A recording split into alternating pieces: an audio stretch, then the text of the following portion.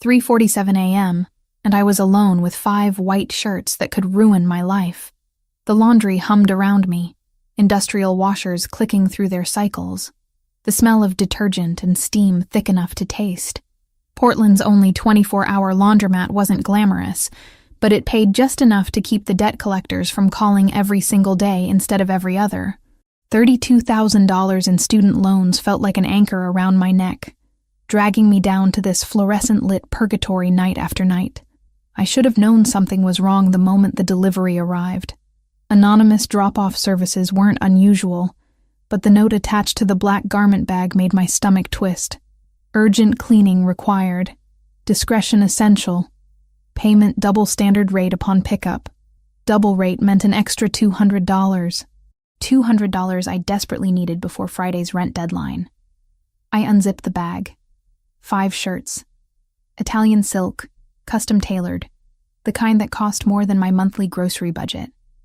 And every single one was ruined by dark crimson stains that spread across collars, cuffs, and sleeves in patterns I recognized immediately from my abandoned chemistry degree. Blood. Human blood, if the color and consistency were any indication. My hands trembled as I laid them across the stainless steel sorting table. This wasn't a nosebleed or cooking accident. The spatter patterns were violent, chaotic. Someone had been hurt badly while wearing these shirts. Or someone else had been hurt near whoever wore them. I should call the police, turn them in, walk away from whatever darkness had walked through my door at 3 a.m. But rent was due in 4 days. My checking account had $63. The student loan payment I'd deferred twice already would default next month if I couldn't scrape together at least the minimum. I pulled on latex gloves and got to work. Cold water first, always cold for blood. The proteins would set permanently under heat, becoming impossible to remove. I filled a basin, added hydrogen peroxide, and a specialized enzyme cleaner I'd learned about in biochemistry class before dropping out. Salt came next, drawing out the hemoglobin through osmosis. The stains began to lift, slowly transforming clear water into something rust-colored and sinister. I worked methodically, mechanically, trying not to think about whose blood this might be, whether they were alive or dead, whether I was destroying evidence of a crime or just doing laundry for someone who'd had a very bad night. 2 hours passed. My back ached from bending over the basin. The shirts gradually returned to their original pristine white, though I had to scrub the collars 3 separate times with baking soda paste before the last traces disappeared. I was pressing the final shirt when the bell above the entrance chimed.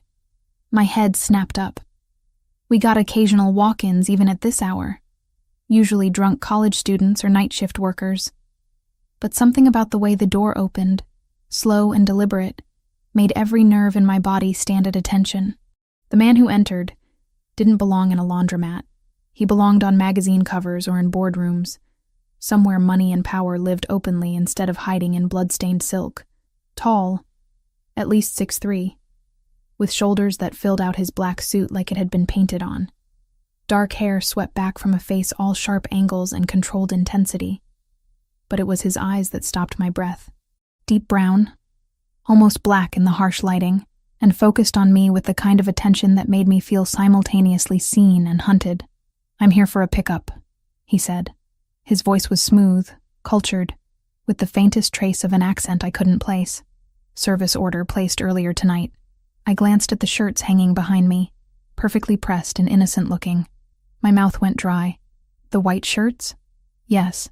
Something in the way he said it, so certain and calm, told me he knew exactly what condition they'd arrived in. And he knew I knew. I forced myself to move, to act normal, to pretend this was just another transaction. I retrieved the garment bag, carefully placed each shirt inside, and zipped it closed. My hands only shook a little. "That'll be $400, I said, doubling the doubled rate on impulse. If I was going to compromise every moral principle I'd ever held, I might as well get paid properly for it. He didn't even blink, just pulled out a money clip thick with hundreds and counted out 4 bills with the same precision I'd seen surgeons use with scalpels. Our fingers brushed as he handed over the payment. His skin was warm, calloused in unexpected places. Not the hands of someone who only wore expensive suits and had other people do his dirty work. "Thank you," he said, taking the bag. Then he paused, studying my face with that unsettling intensity again. "You're very skilled." These stains were challenging. My heart hammered against my ribs. "I studied chemistry. Before I had to drop out." Why did I tell him that? Why did I give this dangerous stranger any personal information? "I can see that. The technique you used, most commercial cleaners wouldn't know to combine enzymatic treatment with oxidation." He tilted his head slightly. "You recognized what they were. It wasn't a question." "Yes," I whispered, because lying to those eyes seemed impossible. We stood there, the truth hanging between us like smoke. He'd brought me evidence of violence, and I'd destroyed it. We were both guilty now, both complicit. His phone rang, shattering the moment. He answered in rapid Italian, his entire demeanor shifting from controlled charm to something harder, colder. When he switched back to English, his voice had edges that could cut. "How many vehicles?" A pause. "And you're certain they're Verciani's people?" Another pause, longer this time. His jaw clenched. "Understood. I'm leaving now." He ended the call and looked at me again, and this time I saw something new in his expression. Calculation. Decision. Maybe regret. "What's your name?" "Hannah. Hannah Wells." "Hannah." He said it like he was committing it to memory. "You need to come with me. Right now." I actually laughed, a sharp, almost hysterical sound. "Excuse me? The cameras outside this building have been monitoring my movements for the past week. Anyone who's seen with my property becomes a target for people who want to use them against me." He stepped closer, and I caught the scent of expensive cologne and something metallic underneath. "The men watching saw you handle those shirts. They'll assume you know something. They'll come for you to find out what." "That's insane. I'm just a laundry worker. I don't know anything about whatever you're involved in. That won't matter to them." The certainty in his voice terrified me more than any threat could have. This wasn't manipulation or exaggeration. This was simple, brutal fact. I can't just leave. I have a job, a life. I'm not going anywhere with a complete stranger who brought me blood-soaked clothing in the middle of the night. "My name is Gabriel Moretti," he said. "And in approximately 3 minutes, this building is going to become very dangerous for both of us. You can come with me voluntarily, or you can stay and explain to very violent men why you were handling evidence of their rivals' activities." As if summoned by his words, headlights swept across the front windows. Not the usual scattered traffic of Portland's night shift, but 4 vehicles moving in formation, slowing as they approached our block. Gabriel saw them too. His entire body went rigid, one hand moving to his waist where I suddenly noticed the slight bulge of a concealed weapon. "Hannah." My name was a command now, stripped of all pretense. "Come with me. Now." The first window exploded inward in a spray of glass and wood, the crack of a gunshot echoing through the industrial space. I didn't think. Didn't question. Just ran. Gabriel grabbed my arm and pulled me toward the back exit, his body between me and the shattered storefront. More shots followed, punching through washing machines and walls, the sound deafening in the enclosed space. We burst through the rear door into an alley where a black SUV idled with its engine running. The back door was already open. Gabriel shoved me inside with surprising gentleness given the violence exploding around us, then climbed in after me.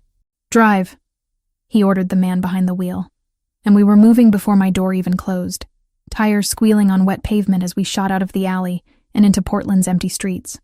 I twisted around to look through the rear window. The laundromat was receding behind us, its windows dark except for the flickering of what might have been muzzle flashes or breaking glass. Everything I owned was in that building. My purse, my phone, my keys. The life I'd been barely holding together had just shattered as completely as those windows, and I was racing away from the pieces in a stranger's car, with no idea where we were going, or whether I'd just been saved or captured. Gabriel was speaking into his phone again, coordinating something with rapid precision, but I couldn't process the words. My ears were ringing. My hands were shaking. And somewhere in the chaos of the last 5 minutes, I'd crossed a line I could never uncross. I'd seen the blood. I'd cleaned it away. And now I was running with the man who'd spilled it, The driver took corners at speeds that should have been illegal, probably were illegal, but nobody was stopping us. I gripped the leather seat beneath me, knuckles white, watching Portland's familiar streets blur past in the pre-dawn darkness. Gabriel was still on his phone, switching between English and rapid Italian that sounded like commands. His entire demeanor had shifted from the controlled man who'd walked into my laundromat to something harder, more dangerous. The expensive suit couldn't hide what he really was anymore. "Who the hell are you?" The words came out sharper than I'd intended, fueled by adrenaline and terror. And don't give me some vague answer. People just shot at me. I think I deserve the truth. He ended his call and turned those dark eyes on me. In the passing streetlights, I could see his jaw was tight, a muscle jumping near his temple. "My name is Gabriel Moretti. I run the Moretti family operations in Portland, and the people who attacked us tonight are part of a Russian organization called Versiani that wants to take over our territory. MAFIA." The word felt surreal in my mouth. "You're actually MAFIA. That's a simplification." But yes, I pressed my hands against my face, trying to process. The blood on the shirt suddenly made horrifying sense. "And they want to kill me because I cleaned your clothes? They want to use you, to find out what you know, where I am, what my vulnerabilities are." His voice was matter of fact, like he was explaining weather patterns instead of my potential torture and murder. "The Versiani organization has been monitoring my movements for weeks. They have hackers accessing street cameras, tracking software. When you handled those shirts, when I came to collect them, they saw an opportunity. I don't know anything. I'm just a laundry worker trying to pay off student debt. I believe you. They won't." The certainty in his voice made my stomach clench. "So what happens now? You keep me prisoner until this war or whatever is over. I keep you safe until the immediate threat is neutralized."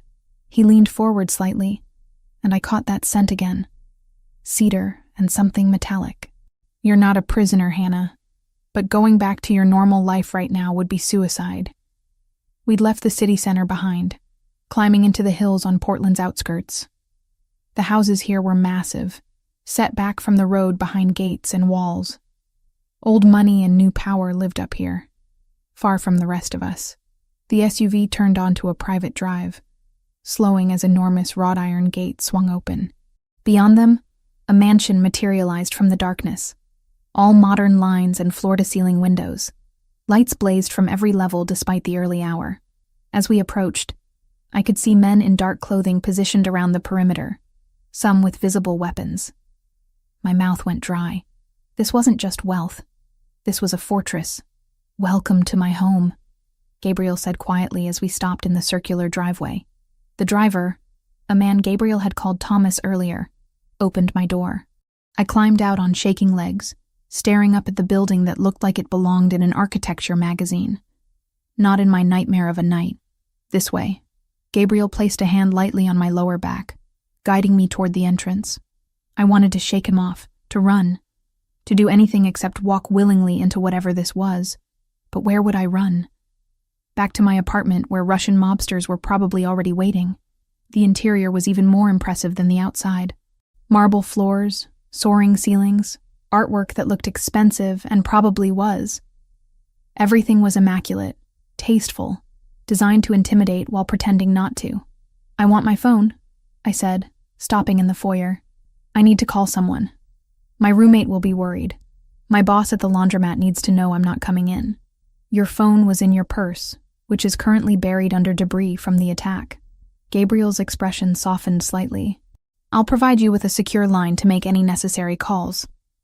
But Hannah, you need to understand that anything connected to your old life can be tracked, used against you. So I'm just supposed to disappear? No contact with anyone? No explanation? Temporary disappearance. And yes, for your safety and theirs."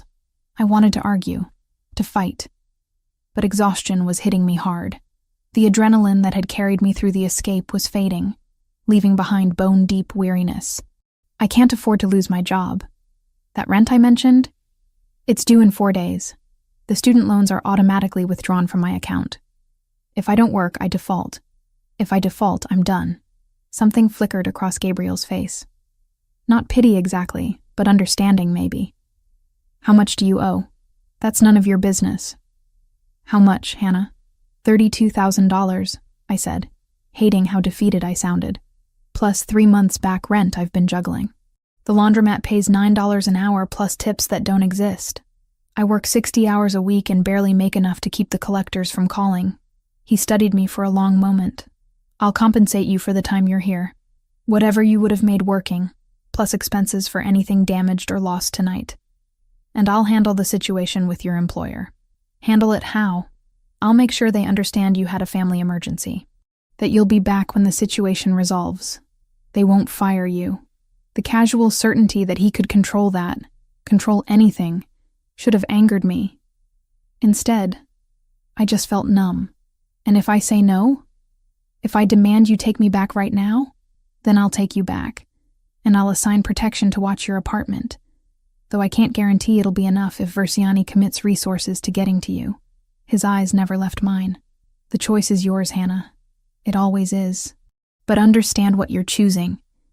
I thought about my studio apartment with its broken heater and thin walls, about walking to work in the dark, alone, with the knowledge that men with guns might be waiting, about the laundromat's shattered windows, and the blood that might be mine next time. Fine, I whispered. I'll stay. Temporarily. Relief crossed his features, quickly masked. Thomas will show you to your room. If you need anything, there's an intercom system. Someone is always available. Always watching, you mean? Always protecting. He reached into his jacket and pulled out his phone, checking a message. His expression darkened. Excuse me. I need to make some calls. He disappeared down a hallway, already dialing, leaving me alone with Thomas. The driver was older than Gabriel, maybe 40, with the kind of weathered face that said he'd seen things he'd rather forget. This way, Miss Wells, he said, his voice surprisingly gentle. I know this is a lot to process, but the boss doesn't make these decisions lightly. If he says you're in danger, you're in danger. I followed him up a curved staircase to the second floor, down another hallway lined with closed doors.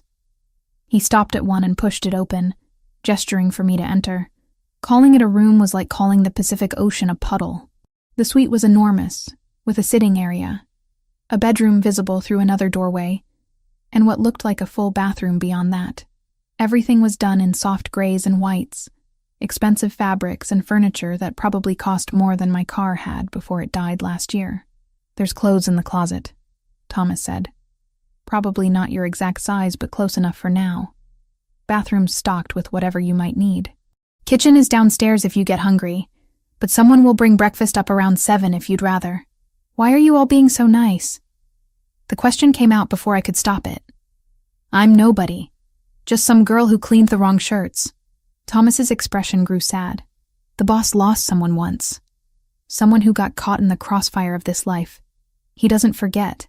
Doesn't let innocence pay for his choices if he can help it. Before I could ask what he meant, he was gone, closing the door softly behind him. I stood there in the ridiculous luxury of my temporary prison, still wearing my laundromat uniform that smelled like detergent and fear sweat, and felt the full weight of the night crash down on me. I didn't cry. Couldn't. Tears felt too small for what I was feeling. Instead, I walked to the window and looked out at the grounds below. Men patrolling. Security cameras. A wall surrounding everything. This was Gabriel Moretti's world. Violent and controlled. Beautiful and terrible. And somehow, in the space of a few hours, it had become mine too. I should have been terrified. Should have been planning escape.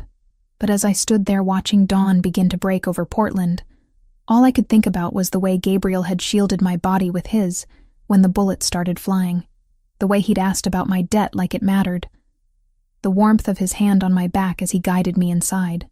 This man was dangerous, criminal, everything I should stay far away from.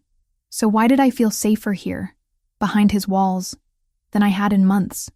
I woke to sunlight streaming through unfamiliar windows, and the disorienting sensation of silk sheets against my skin. For one blissful second, I forgot where I was. Then memory crashed back. The blood, the bullets. Gabriel Moretti's dark eyes telling me my life had just imploded. The suite was silent. Too silent after years of thin apartment walls and street noise. I found clothes in the closet like Thomas had promised. Designer labels I'd only seen in magazines. The jeans fit almost perfectly. The emerald sweater soft as air against my arms. Someone had studied me carefully to get the sizes this close. That thought should have creeped me out more than it did. Breakfast arrived on a tray carried by a woman who introduced herself as Maria, spoke in heavily accented English, and disappeared before I could ask questions. Coffee, fresh fruit, pastries that tasted like they'd been made that morning. I ate mechanically, staring out at the grounds below where men still patrolled in the morning light. I couldn't hide in this room forever. Whatever Gabriel's world was, I needed to understand it if I was going to survive here. The hallways were quiet when I ventured out. My footsteps muffled by expensive carpet. I passed closed doors, artwork that probably cost more than my education debt, before finding stairs that led down to the main floor. Voices drifted from somewhere deeper in the house. Gabriel's among them. But I turned the opposite direction. The library hit me like a physical force. Floor-to-ceiling shelves covered 3 walls, packed with books that looked actually read rather than decoratively arranged. I ran my fingers along leather spines, reading titles in English, Italian, Latin. Augustine's Confessions sat next to Dante's Inferno. Thomas Aquinas's Summa Theologica shared space with modern philosophy. This wasn't the collection of someone trying to look educated. This was someone who genuinely wrestled with ideas. I didn't take you for a reader. I spun around. Gabriel stood in the doorway, dressed more casually than I'd seen him. Dark jeans and a charcoal Henley that somehow made him look more dangerous, not less. Without the armor of the suit, I could see the lean muscle of his frame, the way he moved with controlled precision. I had to drop out of college, not high school, I said. I can read just fine. Something like amusement flickered across his face. I meant I didn't expect you to seek out the library first. Most people go for the kitchen or the pool. You have a pool? Indoor. Heated. Feel free to use it. He stepped fully into the room, and I became acutely aware of how alone we were. Did you sleep? Eventually. I pulled a book at random from the shelf, needing something to do with my hands. Aquinas. Of course. Is this really yours, or just for show? Really mine. My mother insisted I receive proper education, even if it was in subjects that had nothing to do with the family business. He moved closer, taking the book gently from my hands and replacing it on the shelf. She believed that understanding philosophy and theology would make me a better man, regardless of what profession I chose. Did it work? His smile was sad. I'm not sure she'd recognize what I became. We stood there in the morning light filtering through tall windows, and I saw something in his expression that made my chest ache. Regret. Bone deep and permanent. The blood on those shirts. I said quietly. Whose was it? Men who were trying to kill me. Who succeeded in killing 2 of mine. His voice was flat, matter of fact. That's the world I live in, Hannah. Violence isn't occasional. It's constant. Then why stay in it? Because leaving would cause more violence. Because 60 families depend on the Moretti organization for income, protection, stability. Because the alternative to me controlling this territory is the Versiani organization, who traffic in things I won't touch. Children. Forced prostitution. Fentanyl. He leaned against the bookshelf, and for the first time since meeting him, he looked tired. I'm not a good man, but I try to be less bad than the alternatives. I wanted to argue with the logic, to find the holes in his justification. But standing there, seeing the weight he carried, I couldn't quite manage it. My eyes caught on something through the open door of an adjacent room.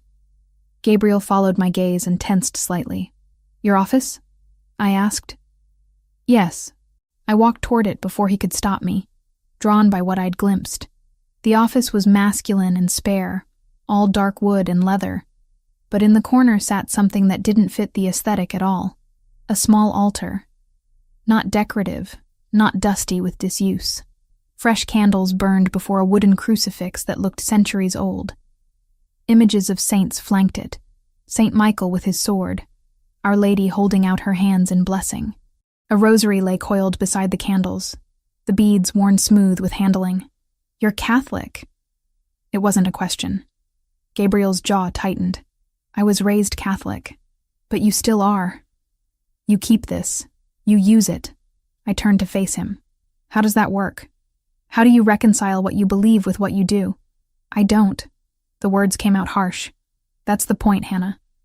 I can't reconcile it. I go to confession in churches where no one knows my face. The priests refuse absolution because I won't promise to stop, to abandon everything. And they're right to refuse. I'm damned. I know it. I accept it. But I still pray because I don't know what else to do." The raw honesty in his voice stole my breath. This wasn't a man making excuses or hiding behind justifications. This was someone genuinely trapped, genuinely suffering. "Your mother," I said softly. "She raised you with this faith? She immigrated from Naples when she was 20. Met my father, thought he was just a successful businessman." Gabriel's hands clenched at his sides. "By the time she understood what he really was, I was already born. She tried to balance it, to give me something good to hold on to. She died when I was 20. Cancer. And 2 years later, my father was murdered by the families who are now trying to ally with Verziani. So you took over at 22. I didn't have a choice. The alternative was letting everything collapse into war. Letting the men who'd served my father and grandfather starve or die. Taking on the family meant inheriting all its sins, but it also meant protecting people who'd done nothing wrong except be born into this world. We were standing close now. Close enough that I could see the faint scar on his neck. The one I'd noticed that first night. My hand moved before I could stop it. Fingers hovering near the mark. "Someone tried to kill you. When I was 25. They almost succeeded." He didn't pull away from my almost touch. That's when I understood that this life doesn't end until death ends it. There's no retirement, no walking away, only the grave. That's horrible. That's reality. The days that followed fell into an unexpected rhythm. Gabriel worked from the house, coordinating operations I tried not to think too hard about. I explored, read, tried to pretend this was some strange vacation rather than protective custody. But every evening, we'd find each other in the library or over dinner, and our conversations grew longer, deeper, more dangerous. He challenged me on moral philosophy. I challenged him on consequentialist ethics. We debated free will and determinism, redemption and damnation. Whether choices made under duress could truly be called choices at all.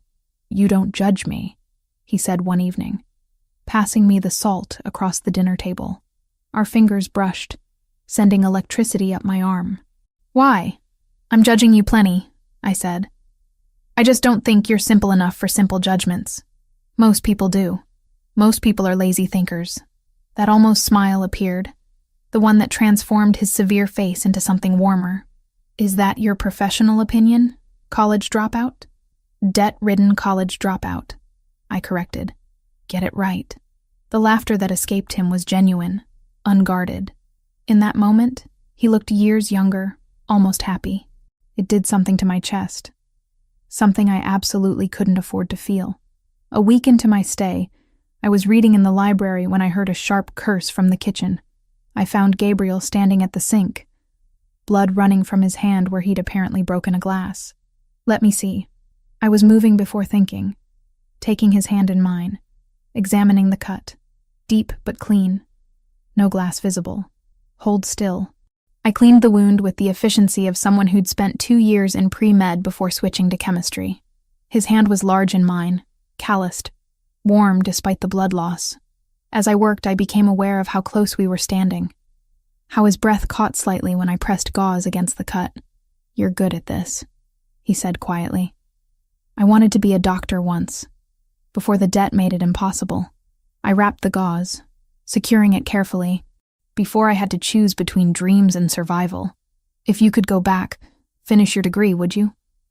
"In a heartbeat. But that's not reality. Reality is laundromat shifts and hoping I can make rent." His free hand came up, tilting my chin so I had to meet his eyes. What if reality could change? Before I could answer, before I could process the heat in his gaze, or the way my pulse was racing, an alarm blared through the house. Gabriel moved instantly, pulling me toward a door I hadn't noticed before. Safe room, now.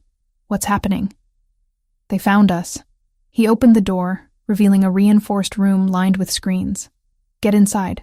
Lock it behind me. Don't open it for anyone but me or Thomas. Gabriel, do it, Hannah, please. The please broke through my resistance. I stepped inside, and he sealed the door, the locks engaging with mechanical precision. Through the screens, I could see multiple camera angles of the property. Men approaching the perimeter. Gunfire erupting in short, controlled bursts. I watched Gabriel coordinate the defense through a window, his movements efficient and deadly. Watched him take down an attacker with brutal precision. Watched the violence I'd been trying not to think about become horrifyingly real. It lasted 20 minutes. 20 minutes that felt like hours. When the door finally opened, Gabriel stood there covered in blood, breathing hard, but uninjured. It's over. They're gone. I didn't think. Just ran to him. Threw my arms around him despite the blood, despite everything.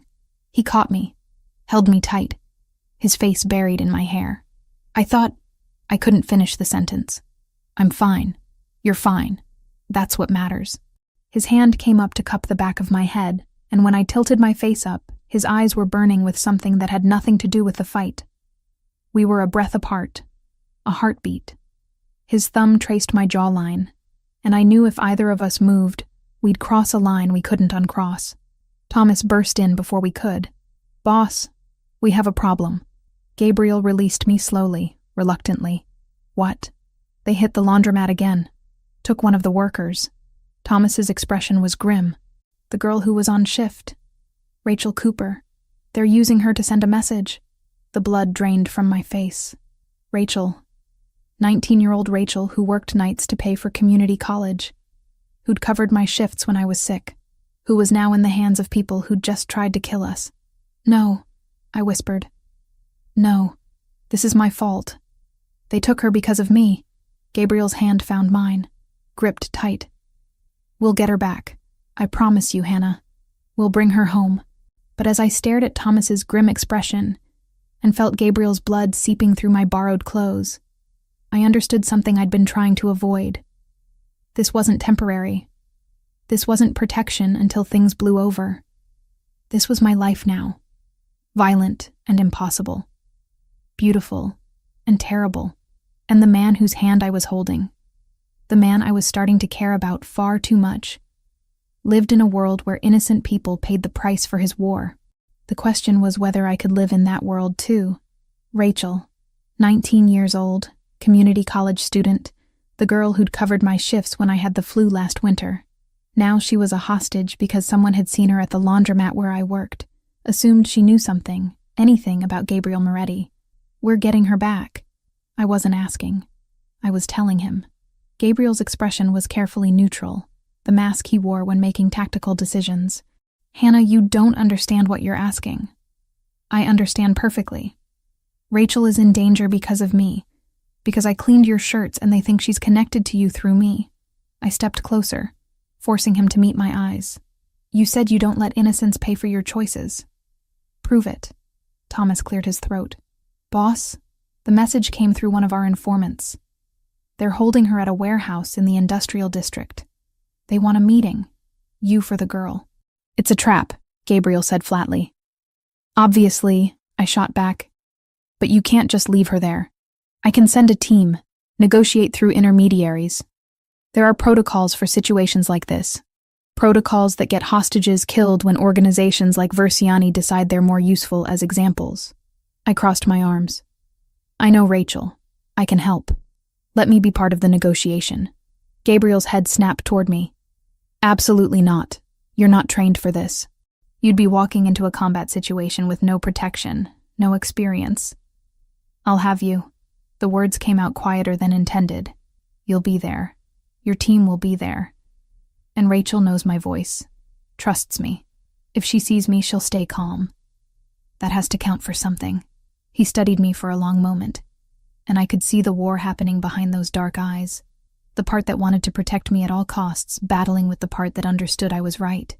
If I agree to this, you follow my orders exactly. No improvisation, no heroics. You do exactly what I tell you, when I tell you. His voice was steel. "And you wear protection. Full tactical vest. Everything." "Done." Thomas made a sound that might have been approval or concern. "I'll coordinate with the team. We can have eyes on the location within the hour." The next 2 hours were a blur of preparation. Gabriel's people moved with military precision, mapping the warehouse, identifying entry points, planning contingencies. I was fitted with a bulletproof vest that felt heavier than it looked, given an earpiece so I could hear Gabriel's instructions. He checked every strap personally, his hands gentle despite the urgency. "This protects your torso. Not your head, not your limbs. You stay behind cover. You don't expose yourself to get a better view or to help. Understood?" "Yes." His jaw tightened. "I need you to promise me, Hannah. Promise you won't do anything reckless." "I promise." I caught his hand before he could pull away. "Gabriel, you're coming back from this too, right?" Something vulnerable flashed across his face. He pulled me into a small room off the main hall, away from the organized chaos of his team preparing. Inside was what I'd glimpsed before, the private chapel his mother had maintained. Candles flickered before the crucifix, casting shadows across his features. He knelt without speaking, and I watched as he bent his head, rosary beads sliding through his fingers. His lips moved in silent prayer, and I understood what I was witnessing. A man asking for protection he wasn't sure he deserved. A man carrying the weight of faith and sin in equal measure. I knelt beside him, not to pray. I'd left religion behind years ago, but to be present. To share this moment of vulnerability he was offering me. When he finally looked up, his eyes were burning. "Something changed when you walked into my life. I don't know what it is, or how to explain it. But the thought of you getting hurt tonight," he couldn't finish. "Then make sure I don't." I reached up, touched his face, feeling the rough stubble against my palm. "Come back to me. Both of us come back. Hannah." My name was almost a prayer on his lips. Then we were kissing, desperate and urgent, his hands cupping my face like I was something precious he was terrified to break. I tasted fear and need, and something deeper, something that had been building between us since that first night in the laundromat.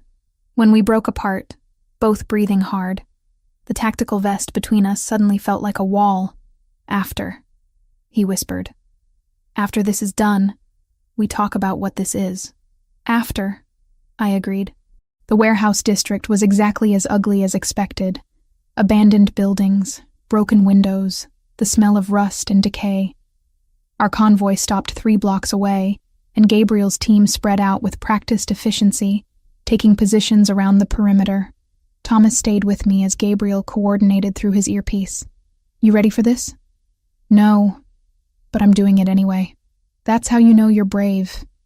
"Doing it scared," Gabriel returned, his face hard. "They're expecting me in 10 minutes. I'll approach from the south entrance. Hannah, you'll be 30 feet behind me, visible but not close enough to be grabbed immediately. When I give the signal, you call out to Rachel. Make her look at you, not at them. Understand?" "I understand." "Thomas, you're with me. The rest of the team has their positions." We moved through the darkness, every sense heightened. I could hear my own heartbeat, feel the weight of the vest, taste copper fear on my tongue. Gabriel moved like a predator, controlled and lethal, and I followed in his wake. The warehouse entrance gaped like a mouth. Light spilled from inside, harsh and industrial. Gabriel held up a hand, and I stopped where he indicated, pressing against a concrete pillar. He walked forward alone. I couldn't see inside from my position, could only hear through the earpiece. "Moretti, you came." A voice, heavily accented. "Russian. You have something of mine. I want her back." "You mean something of hers?" A pause. "Where is the girl? The laundry worker?" "We know she's here." My blood ran cold. They wanted me specifically. "Change of plans," Gabriel said calmly. "You get neither of us. You get to walk away alive. That's the deal." Laughter. Then gunfire. Everything happened at once. Gabriel's voice in my ear, sharp and commanding. "Now, Hannah." I stepped into the entrance, saw Rachel zip-tied to a chair, terrified, but alive. "Rachel, look at me," It's Hannah! Look at me! Her head snapped toward my voice, and in that second of distraction, Gabriel's team moved. They came from every direction, a coordinated assault that turned the warehouse into chaos. I saw Gabriel take down 2 men with brutal efficiency, saw Thomas fire with surgical precision, saw Rachel's captor reaching for her, and without thinking, I grabbed a pipe from the ground and threw it with all my strength. It hit his shoulder, not enough to stop him, but enough to make him turn. Enough for one of Gabriel's men to get a clear shot. Then someone was cutting Rachel free, pulling her toward the exit, toward safety. Gabriel was suddenly at my side, blood on his shirt but moving, alive. Go, now! He pushed me toward the exit as more shots echoed behind us. We made it to the vehicles. Rachel was shaking, sobbing, but unhurt physically. Gabriel's team secured the perimeter as we pulled away, and only then did I see the blood spreading across Gabriel's left arm. You're hit. Grazed. I've had worse. But his face was pale. Back at the mansion, a doctor I hadn't met treated Gabriel's wound while I sat with Rachel, holding her hand as she cried. She didn't ask many questions. Maybe she was too traumatized. Or maybe she understood that knowing less was safer. Gabriel arranged everything. A car to take her to family in Seattle, her aunt who'd agreed to let her stay until things settled. Therapy sessions paid for anonymously. A new phone with a number only I had. Thank you, she whispered to me before leaving the next morning. You didn't have to come for me. Yes, I did. I hugged her tight. Take care of yourself, Rachel. When the car disappeared down the drive, I felt something break inside me. The weight of what had happened, what could have happened, hit all at once. My hand started shaking. Gabriel was there immediately, his good arm coming around me. Come on, let's get you inside. But once we were inside, once the door closed and we were alone in the hallway, everything that had been building between us ignited. He backed me against the wall, his mouth finding mine with an urgency that stole my breath. I gasped against his lips, and he swallowed the sound, his hands sliding into my hair. I watched them almost take you, he breathed against my neck. Watched you throw that pipe and thought my heart would stop.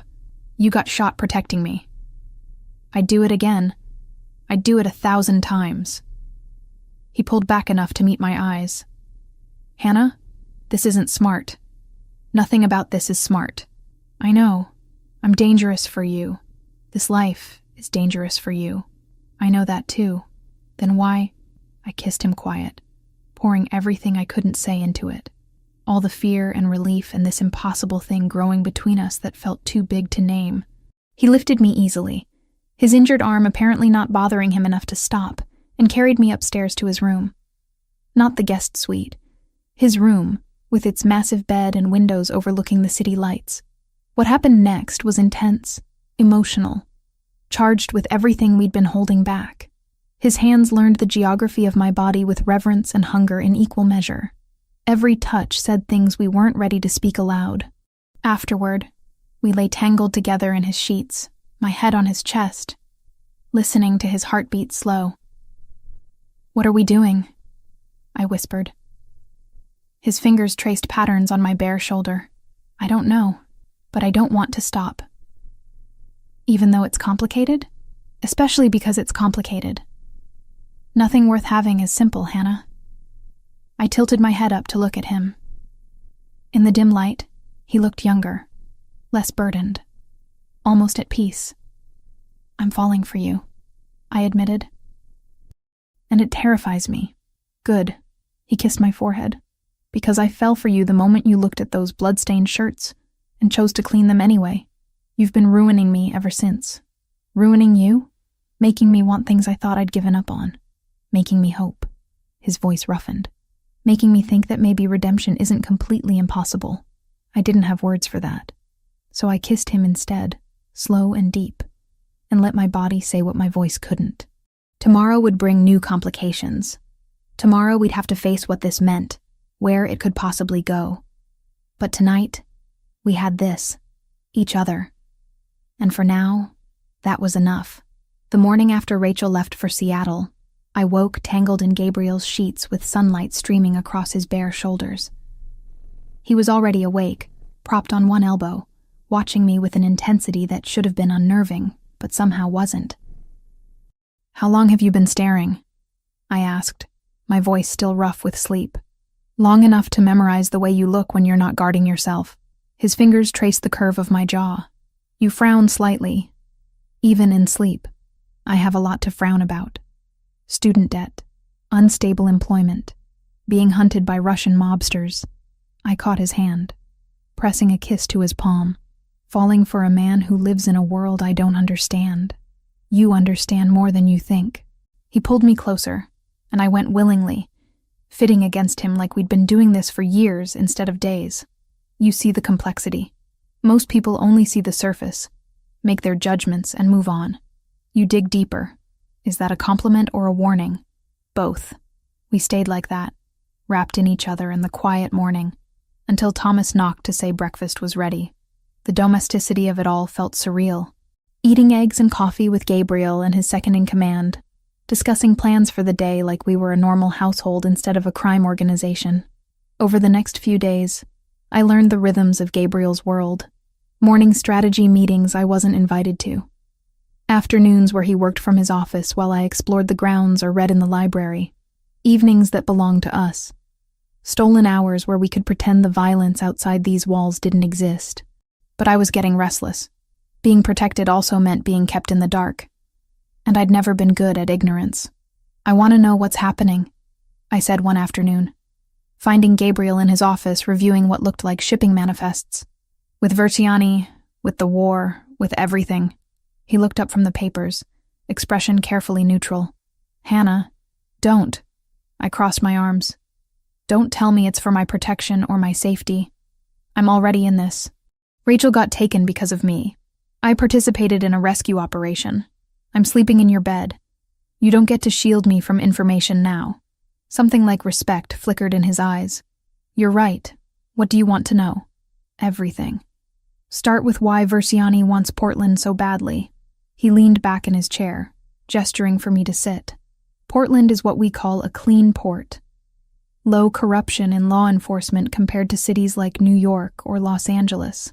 That makes it valuable for moving product, both legal and illegal. The Moretti family has controlled the docks and distribution networks for 60 years. We keep heavy drugs out. We don't traffic people. We maintain order. And Versiani allied with the Solntsevskaya Bratva, one of the largest Russian organizations. They want to bring in fentanyl, expand the prostitution trade, use Portland as a hub for weapons trafficking. Things my family has spent decades keeping out of this city." His jaw tightened. "I'm not claiming moral high ground, Hannah.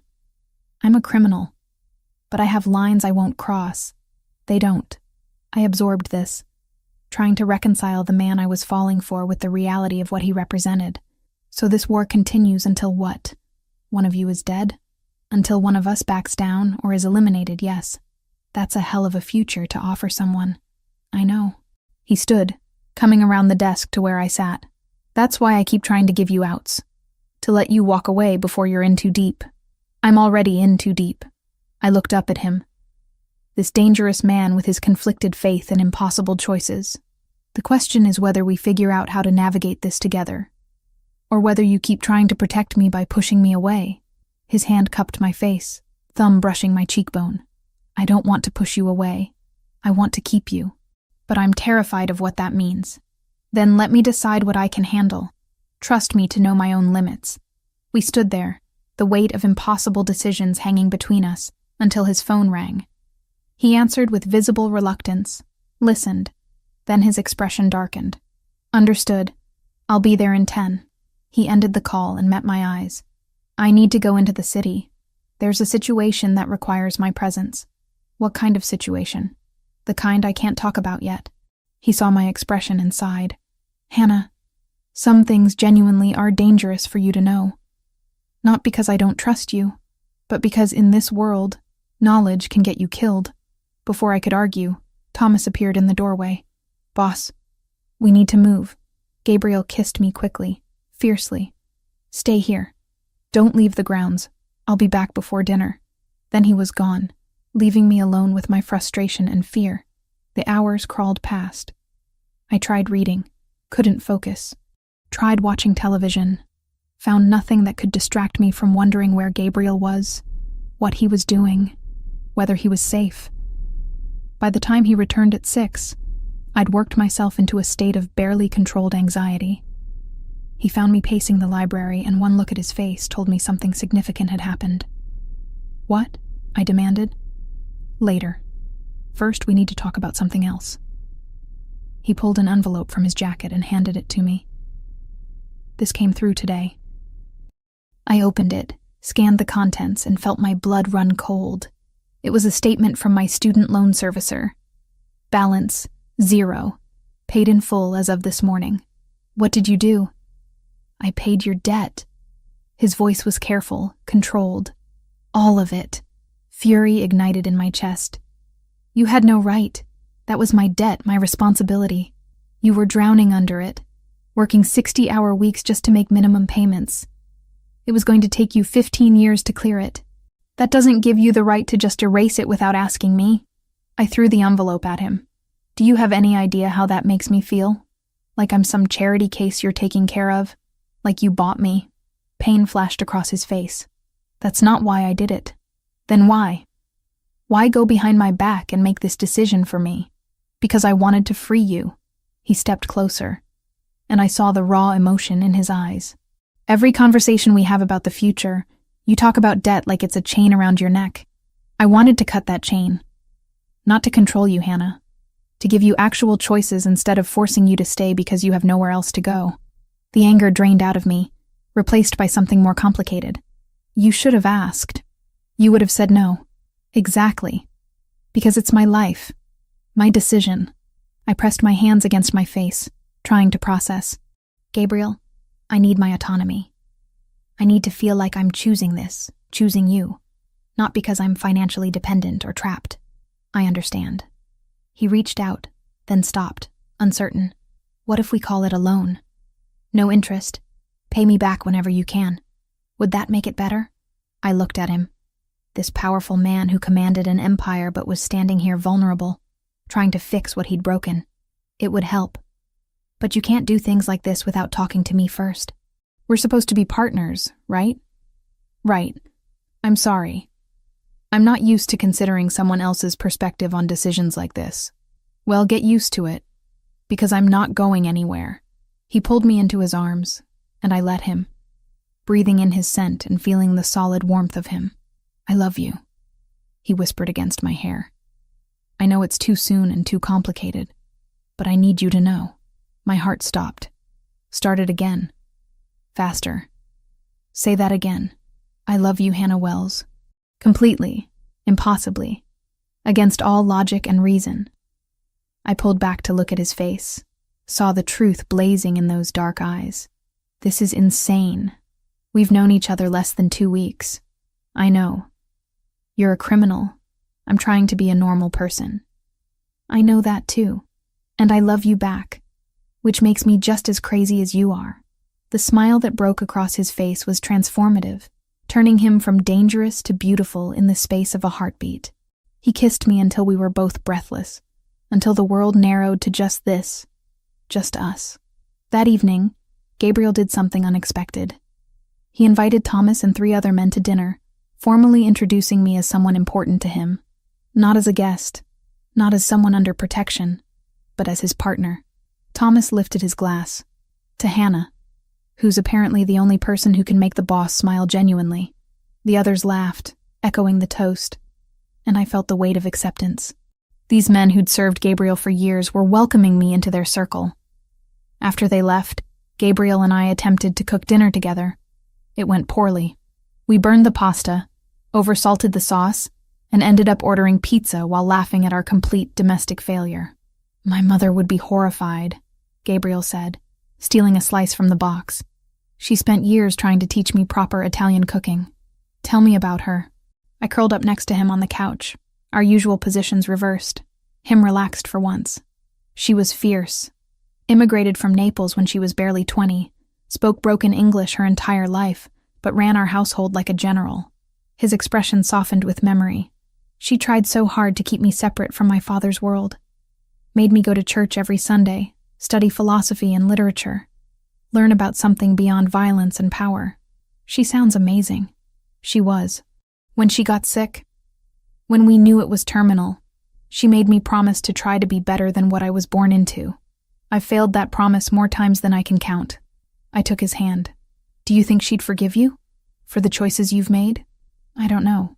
I'd like to think she'd understand the impossible position I was in. 22 years old, suddenly responsible for an empire and hundreds of lives. He met my eyes. But meeting you, Hannah, you make me want to try again. To actually honor that promise instead of just carrying the guilt. That's a lot of pressure to put on one person. You didn't ask for it, but you inspire it anyway. He pulled me closer. You make me think redemption might actually be possible. Before I could respond, his phone buzzed. He checked it, and his entire body went rigid. What? Thomas just confirmed intelligence from one of our people inside Verciani's organization. He stood, already moving toward his office. They're planning a coordinated strike, 3 targets simultaneously. Here, my downtown office, and the laundromat. Ice flooded my veins. When? Dawn tomorrow. They want to hit us when they think we're least prepared. He was already making calls, coordinating defenses. This is the big push, Hannah. Either we stop them now, or this war escalates beyond anything we've seen. I watched him transform from the man who'd just been laughing over burned pasta into the calculated leader who commanded an organization. Both were real. Both were him. What do you need from me? I asked. He stopped mid-dial, looked at me. I need you to stay safe. That's all. Gabriel, please, Hannah. I can't coordinate a defense if I'm worried about you being in the crossfire. Let me do this knowing you're protected. I wanted to argue, but I saw the fear underneath his command, the genuine terror of losing me. Okay, I'll stay here. Stay out of the way. But you come back to me. Whatever happens, you come back. Always. He kissed me hard, desperate. I promise. As he left to prepare for war, I stood alone in his office, staring at the crucifix on his private altar. And for the first time in years, I found myself praying, not because I believed, but because he did. And if there was any power listening, any mercy available, Gabriel Moretti deserved it more than most people would ever understand. Tomorrow would bring violence, choices that couldn't be undone. But tonight, I loved a complicated man who was trying to be better than his circumstances allowed. Gabriel divided his forces with military precision, spreading maps across the dining table as dawn approached. Thomas would defend the mansion with the bulk of the men. Another team would secure the downtown office. That left the laundromat. I'm going there, I said, before he could assign it to someone else. Every head in the room turned toward me. Gabriel's expression hardened. Absolutely not. I know that building better than anyone here. Every exit, every blind spot where the equipment is positioned. I crossed my arms. You need every advantage you can get, and I'm offering one. Hannah, don't. I moved closer, lowering my voice so only he could hear. You said we're partners. That means I get to fight too. Especially for a place that's only a target because of me. The muscle in his jaw jumped. He was furious, terrified, and I could see him calculating odds, weighing risks. Finally, he turned to one of his men. Marco, you take 5 men to the laundromat with Hannah. You follow her tactical suggestions about the layout, but you keep her behind cover at all costs. Understood? Yes, boss. Gabriel pulled me aside as the others dispersed to prepare. If anything happens to you, it won't. I caught his face between my hands.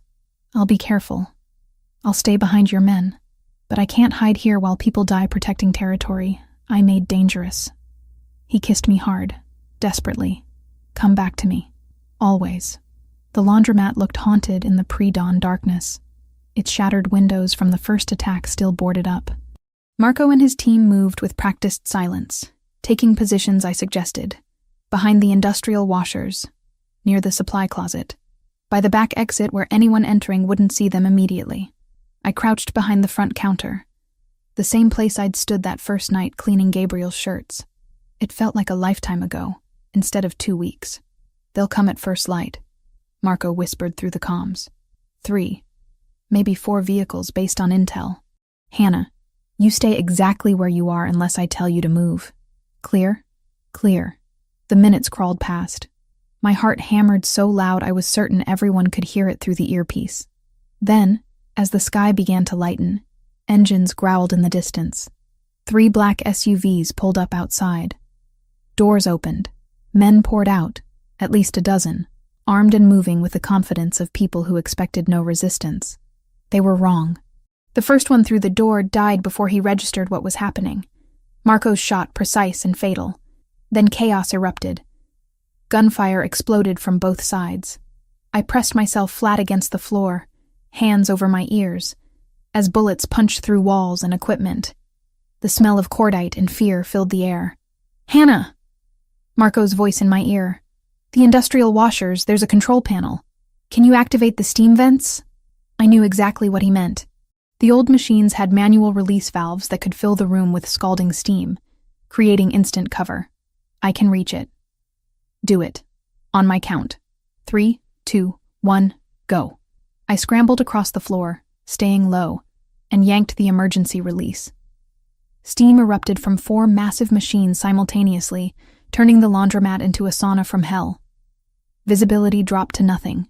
Through the white fog, I heard more shots, screams, bodies hitting the ground. Then someone grabbed my arm. I reacted on instinct, driving my elbow back into soft tissue. The man grunted, released me, and I saw the gun in his hand rising toward Marco, who was focused on a target to his left. A metal pipe, one I'd used 1,000 times to unjam the dryers, lay within reach. I grabbed it and swung with every ounce of strength I had. It connected with his temple with a sound I'd never forget. He dropped like a puppet with cut strings, the gun clattering from his hand. For a second, I thought he was just unconscious. Then I saw his eyes, open and empty, blood pooling beneath his head. I'd killed him. The pipe fell from my numb fingers. I stared at my hands, at the man I'd just ended, and felt something inside me crack. Hannah, down! Marco tackled me as more shots tore through the space where I'd been standing. The steam was clearing. Bodies littered the floor, most in Verciani colors, but 2 in the dark suits Gabriel's men wore. The attack lasted maybe 15 minutes total. Felt like hours. When silence finally fell, Marco checked the perimeter while I sat against the wall, unable to stop shaking. The dead man was 3 feet away, his blood mixing with water from burst pipes. We need to move, Marco said gently. Boss is already asking for status. Are you hurt? No. My voice sounded distant, disconnected. I killed someone. You saved my life. That man would have shot me in the back. He crouched beside me. I know it doesn't help right now, but you did what you had to do. Through my earpiece, I heard fragments of other battles. Gabriel at the downtown office, his voice tense but controlled. Thomas at the mansion, reporting casualties. 2 of Gabriel's men dead at our location. 3 more wounded across all sites. But they'd repelled the attacks. They'd won. The victory felt hollow as Marco helped me to my feet and guided me over bodies toward the exit. Back at the mansion, organized chaos reigned. The injured were being treated. The dead counted. Damage assessed. I stumbled out of the SUV covered in blood that wasn't mine and found Gabriel emerging from another vehicle, his left arm hanging useless, crimson spreading across his white shirt. You're hit. I was running before I finished processing, reaching him as he swayed slightly. It's nothing. Through and through, missed the bone. But his face was gray, his breathing shallow. You're okay. Tell me you're okay. I killed someone. The words tumbled out. He was going to shoot Marco, and I hit him with a pipe, and now he's dead and I can't stop seeing his eyes. Gabriel pulled me against him with his good arm, and I felt him trembling too. Or maybe that was me. Maybe it was both of us. I'm sorry. God, Hannah, I'm so sorry you had to do that. Thomas appeared with the doctor, a man who looked exhausted and efficient in equal measure. Boss, you need treatment now. Take care of everyone else first. Gabriel? I said firmly, finding some core of steel beneath the shock. Sit down. Let him treat you. That's an order. Something like pride flickered in his eyes despite the pain. Yes, ma'am. I held his good hand while the doctor worked, removing the bullet, cleaning the wound, stitching it closed. Gabriel didn't make a sound, but his grip on my hand tightened until I thought bones might break. "You'll live," the doctor pronounced finally. "But no heavy lifting for at least 2 weeks. The shoulder needs time to heal properly. After everyone else was treated, after the bodies were removed and the wounded settled, after the sun had fully risen on a day we'd both survived, Gabriel and I found ourselves alone in his bedroom. We were covered in blood and dirt and trauma. Too exhausted to sleep, too wired to rest. "I've never taken a life before," I whispered, staring at my hands. "I've spent years trying to save things, heal things, and in 10 seconds I just ended someone." Gabriel sat beside me on the edge of the bed, his injured arm in a sling. "I know this doesn't help, but it gets easier. The guilt becomes something you carry instead of something that paralyzes you. I don't want it to get easier." I looked at him. "I don't want to become numb to this." "Then don't. Hold on to that horror. It means you're still human." He touched my face with his good hand. "But Hannah, you survived. We both did. And 2 of my men didn't. That's the cost of this world." The weight of it crashed over me then. Everything I'd been holding back. The terror, the violence, the impossible choices. I broke, finally, sobbing against his chest, while he held me as tightly as his injuries allowed. "This can't continue," I said when I could speak again. "This constant war, the attacks, the bodies, it has to end." "I know." His voice was grim. "Versiani crossed a line today. He coordinated simultaneous attacks on 3 locations. That's a declaration of total war. There's only one way this ends now. What do you need?" He pulled back to look at me. "I need you to understand that what comes next is going to be brutal. Final. I'm going to eliminate Versiani and dismantle his organization completely. That means people are going to die. Probably a lot of people. Can you do it? Actually finish this? With Thomas, with our alliances, yes. But it'll take planning. Resources. Time we'll use to recover and prepare." His eyes searched mine. "The question is whether you can live with me after I do it." I thought about the man I'd killed today. The weight of that single death. Gabriel carried dozens, maybe hundreds, and he was asking if I could love him despite that burden. Or maybe because he carried it so I wouldn't have to. "Yes," I said quietly, "because the alternative is more nights like this one. More innocent people caught in crossfire. More people like Rachel taken as pawns." I caught his face between my hands. "End it, Gabriel. Whatever it takes. Just end it so we can actually have a future instead of surviving until the next attack." Something raw and vulnerable crossed his expression. "I love you. Even covered in blood. Even traumatized. Even after killing someone to protect my men. Maybe especially then. I love you too. All of you. Even the parts that scare me." I kissed him softly. "Now let's sleep. We both need it." We cleaned up minimally, too exhausted for anything thorough, and collapsed into bed together. Gabriel held me carefully, mindful of his injury, and I pressed against his warmth, grateful beyond words that we'd both survived. But as I drifted toward sleep, I couldn't stop seeing those empty eyes, couldn't stop feeling the pipe connecting with bone, couldn't stop knowing that I'd crossed a line that could never be uncrossed. Tomorrow we'd plan. We'd coordinate. We'd prepare for the final confrontation with Versiani. Tonight we mourned. For the men who died protecting us, for the innocence I'd lost, for the future we were trying to build from blood and impossible choices. And in the darkness, listening to Gabriel's breathing slow into sleep, I made my own decision. If he was going to end this war, I'd stand beside him, not behind him, not protected and sheltered, but beside him, as an equal partner. Whatever came next, we'd face it together, even if it damned us both. The week after the coordinated attacks felt like living in suspended animation. Gabriel's shoulder healed slowly, the wound angry and requiring daily attention from the doctor. I changed his dressings each morning, my hand steady even though my mind wasn't. The nightmares came every night. The man I'd killed, his eyes empty and accusing. The pipe connecting with bone. The weight of ending a life, no matter how justified. Sitting on my chest until I couldn't breathe. "You need to talk to someone," Gabriel said on the 3rd day, watching me jolt awake for the 2nd time that night. Someone trained to help with this. I'm fine. You're not. And that's okay. But you don't have to carry this alone. He reached for his phone with his good hand. I know someone. Discreet, experienced with trauma. Will you at least meet with her?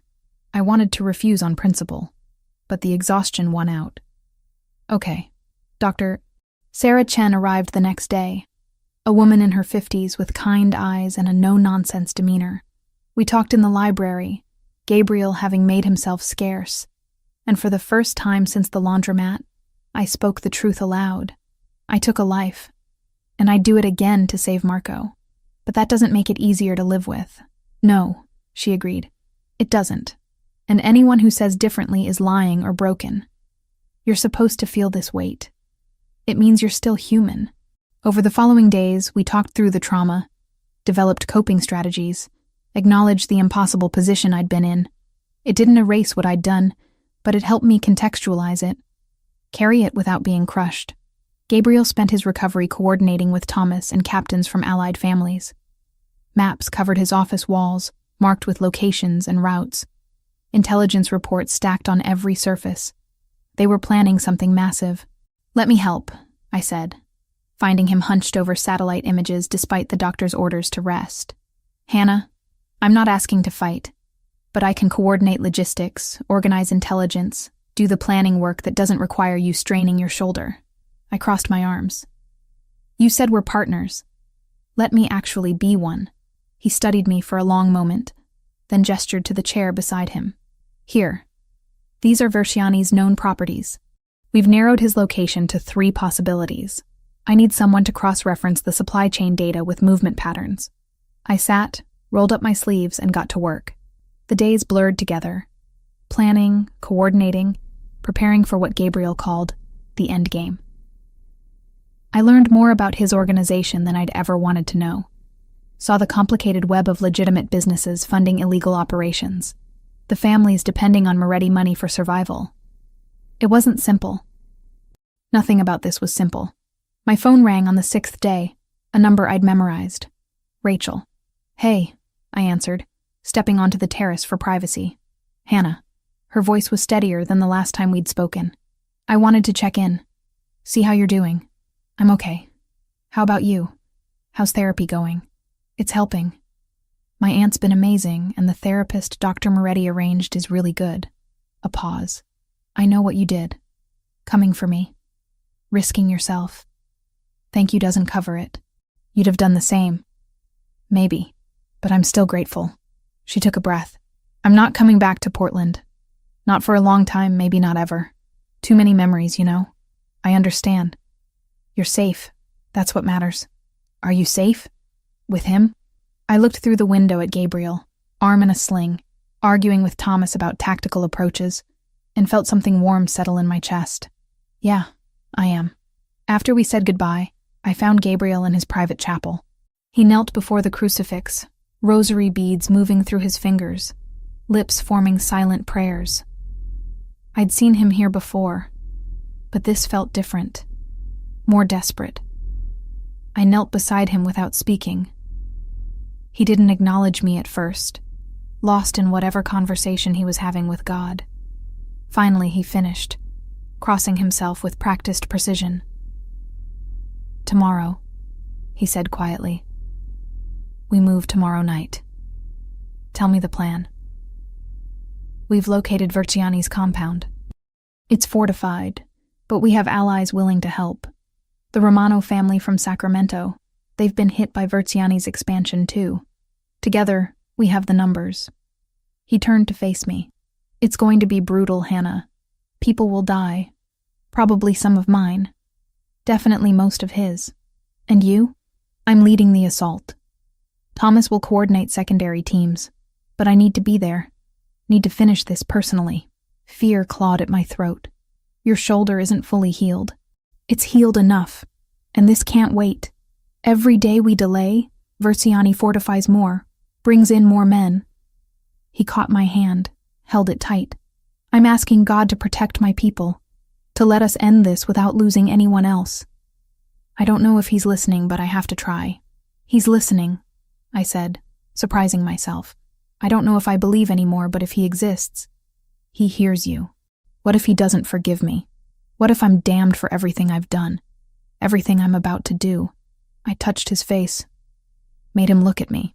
Then you're damned for trying to protect people, for keeping worse things out of this city, for caring enough to ask for forgiveness even when you know you might not receive it.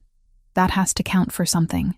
He kissed me then, desperate and gentle, like he was trying to memorize the taste of me. If something happens tomorrow, don't. You're coming back. If something happens, he continued firmly, Thomas has instructions. You'll be taken care of. The house, the money, everything you need to finish school and build whatever life you want. Gabriel, stop. I need you to know. Need you to understand that loving you has been the best thing I've done in a very long time. You made me want to be better. That's worth everything. I couldn't respond. Couldn't speak past the emotion clogging my throat. So I just held him, there in his chapel, while he prayed, and I hoped. The next evening, I watched from the mansion as 3 convoys left, heading into the night. Gabriel in the lead vehicle, Thomas coordinating from the second, allied families in the others. 18 hours of waiting stretched ahead of me. Mrs. Rosa found me in the library around midnight, brought tea I didn't drink, and sat beside me in comfortable silence. The older woman had returned from her recovery a week ago, moving slower but determined to resume her duties. He'll come back, she said finally. Mr. Gabriel always comes back. How do you know? Because he has something to return to now. Before you, he was just surviving. Now he's living. She patted my hand. That makes all the difference. The updates came sporadically through the night. Contact made, perimeter breached, heavy resistance. Then nothing for hours that felt like centuries. Dawn was breaking when Thomas's voice finally crackled through the secured line. It's done. Verziani's dead. We're coming home. I didn't realize I was crying until Mrs. Rosa handed me tissues. They returned as the sun fully rose, vehicles battered and men exhausted. Gabriel emerged from the lead SUV covered in blood, favoring his injured shoulder, but alive. Alive and walking toward me with purpose. I met him halfway across the drive and he pulled me against him with his good arm, face buried in my hair. It's over. It's finally over. You're hurt. Reopened some stitches. Nothing serious. He pulled back to look at me. We lost 3 men. Good men. But Verziani's entire operation is dismantled. His lieutenants are scattered or dead. The Russians are pulling back to Seattle. Portland is ours again. The cost was written on his face, in the exhaustion lines and the weight in his eyes. 3 more names to add to the burden he carried. Over the next 2 days, we held funerals. Private ceremonies for the fallen, their families compensated, their sacrifices honored. Gabriel spoke at each one, his voice steady despite the grief, promising these men hadn't died for nothing.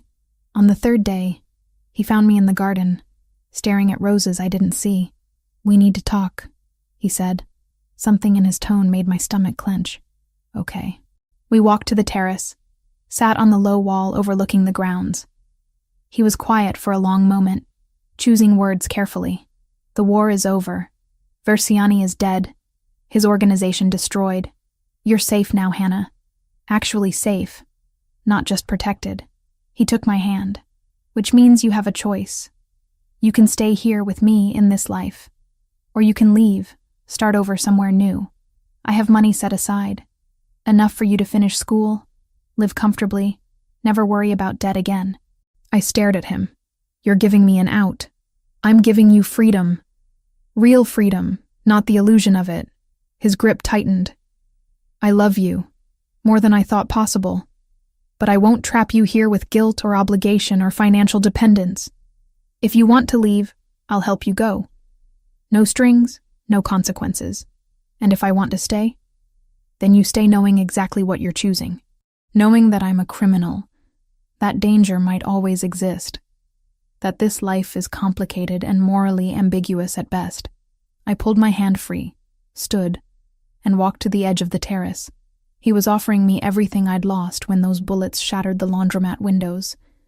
My freedom, my education, my future without the crushing weight of debt. All I had to do was walk away from the man I loved. I spent 2 days thinking, walking the grounds, talking to Dr. Chen, weighing options and futures and impossibilities. Gabriel gave me space, didn't pressure, just waited with patient desperation. On the morning of the 3rd day, I found him in his office. "I'm staying," I said. Relief crashed across his features.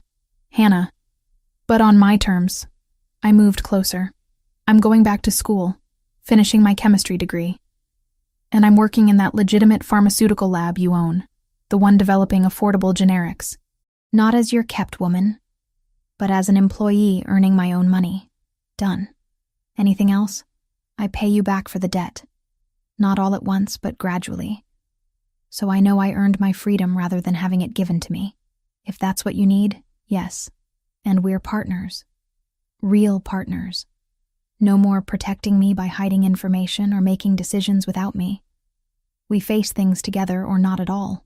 He stood, crossed to me, cupped my face in both hands. "Partners.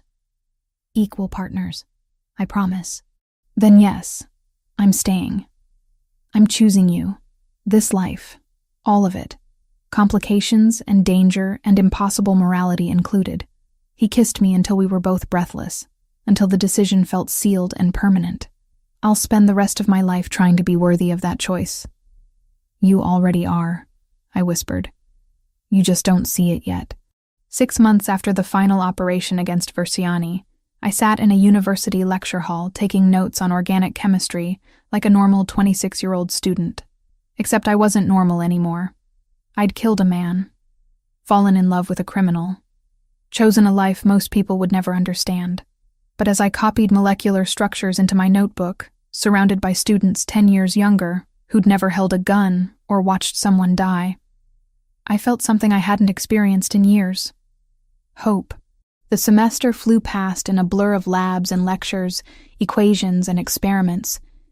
Gabriel had been true to his word, paying my tuition while I slowly transferred money back to him each month from my salary at Moretti Pharmaceuticals. The lab was legitimate, developing affordable generic medications for communities that couldn't afford brand names. My chemistry background made me useful immediately, and for the first time since dropping out, I felt like I was doing something meaningful with my education. Gabriel had changed too.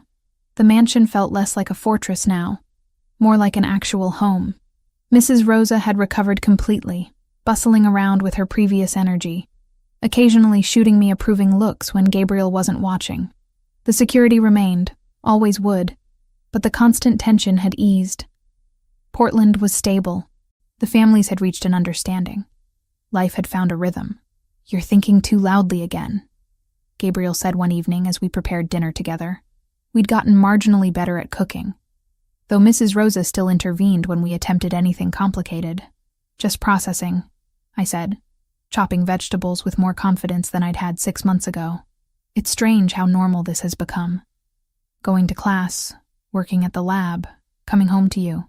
Like we're just a regular couple. Are we not?" He wrapped his arms around me from behind, chin resting on my shoulder. "I go to my office, you go to yours. We have dinner, argue about what to watch on television, fall asleep together. Seems fairly normal to me. Except your office involves coordinating shipping routes for both legal and questionably legal cargo. And there are armed men patrolling our property. Minor details." I could hear the smile in his voice. "The important parts are normal." That weekend, Thomas came to dinner with his girlfriend, a woman named Sarah, who taught elementary school, and had no idea about the Moretti family business beyond vague import-export descriptions. She was sweet, funny, and completely charmed by Thomas's gruff exterior hiding genuine kindness. "So, how did you two meet?" Sarah asked over pasta that Mrs. Rosa had mercifully prepared. Gabriel and I exchanged glances. "She cleaned my shirts," he said, which was technically true. I was immediately fascinated. "By my laundry skills? By your competence, and your eyes, and the way you didn't back down when most people would have run." Sarah sighed happily. "That's so romantic. Thomas just arrested me for a parking violation." Thomas choked on his wine.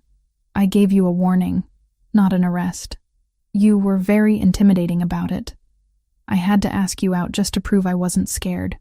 We laughed, and for those few hours, we were just two couples sharing a meal, trading stories, enjoying each other's company. Normal. Blessedly, impossibly normal.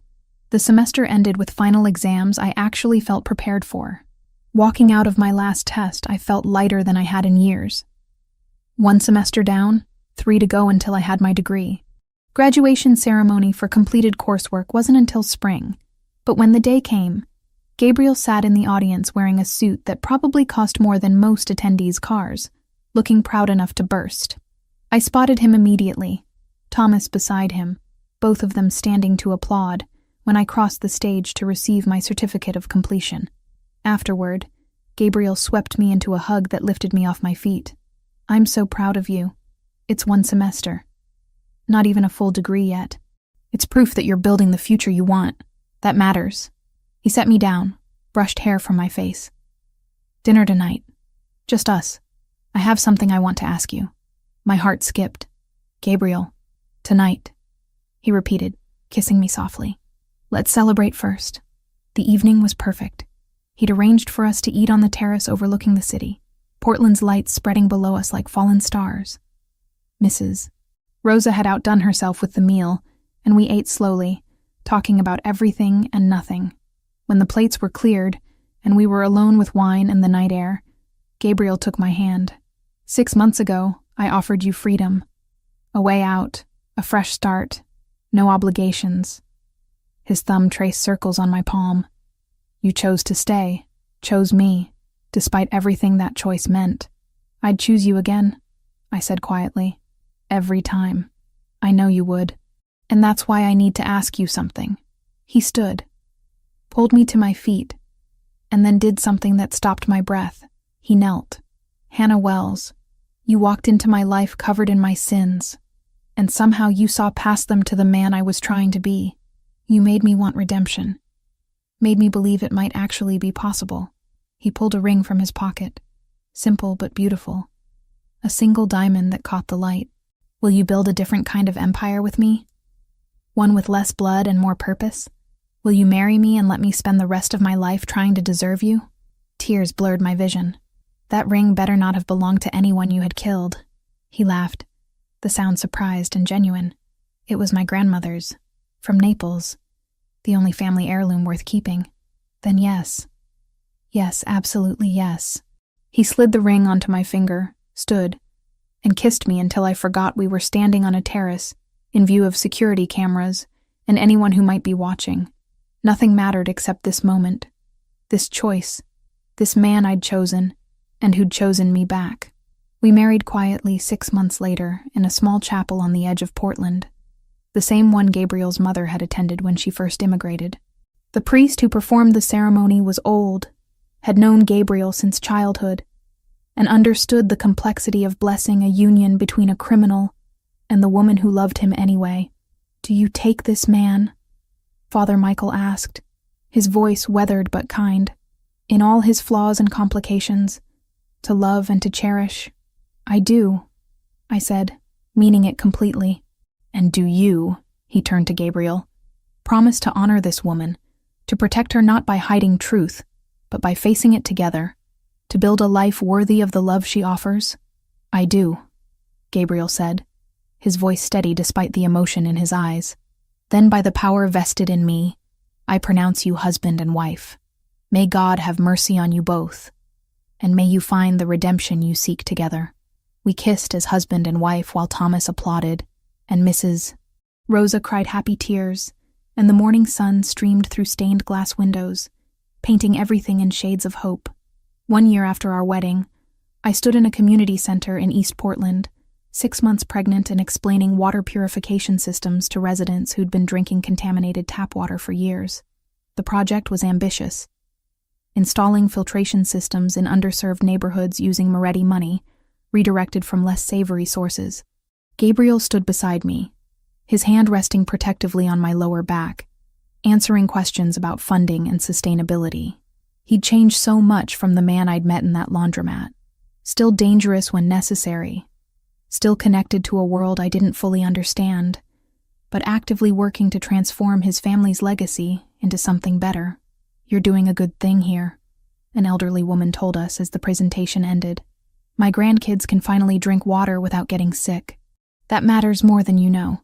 After the event, Gabriel and I attended a charity fundraiser where the Moretti name was becoming associated with community development rather than just whispered rumors of organized crime.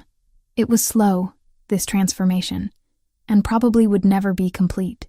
But it was real, intentional, worth the effort. Standing in that ballroom, my hand resting on my growing belly while Gabriel spoke with city officials about the next phase of the water project, I thought about the woman I'd been 18 months ago, drowning in debt, working 60-hour weeks, barely surviving. That woman would never have believed this future was possible. "You're thinking loudly again," Gabriel murmured, pulling me close as the orchestra played. "Just grateful," I said, "for all of it. Even the complicated parts." "Especially the complicated parts?" "Especially those." I looked up at him. This man I'd cleaned blood from, fought beside, chosen despite everything. We're building something good here. Something that matters. "We are." His hand covered mine on my stomach, feeling our daughter kick. "She's going to grow up in a better world than I did. That's the promise I'm keeping. We're keeping it together." He kissed my forehead, held me close while music played and Portland's elite mingled around us, never knowing the full truth of who Gabriel Moretti was or what we'd survived to get here. Our story wasn't a fairy tale. It was messier than that, more complicated, built from blood and impossible choices and love that probably shouldn't have worked but did anyway. The man I'd married still carried the weight of his past. I carried the weight of the life I'd taken. We both had scars that would never fully heal, but we also had each other. Had a future we were actively building rather than just surviving. Had a daughter on the way, who would inherit a legacy we were working to transform. As Gabriel led me onto the dance floor, as the city lights of Portland glowed beyond the windows, as our daughter moved beneath my hand, I understood something I'd been trying to articulate for months. Redemption wasn't about erasing the past or pretending it didn't exist. It was about acknowledging what you'd done, carrying that weight honestly, and still choosing to build something better going forward. Gabriel and I would never be innocent, but we could be intentional, could use the power and resources of the Moretti family to create the kind of change that actually mattered, could love each other through the complexity and complications and impossible morality of it all. That would have to be enough. And looking at my husband's face as we danced, feeling our daughter kick, thinking about the community center kids who could finally drink clean water, I realized something crucial. This was everything I really wanted.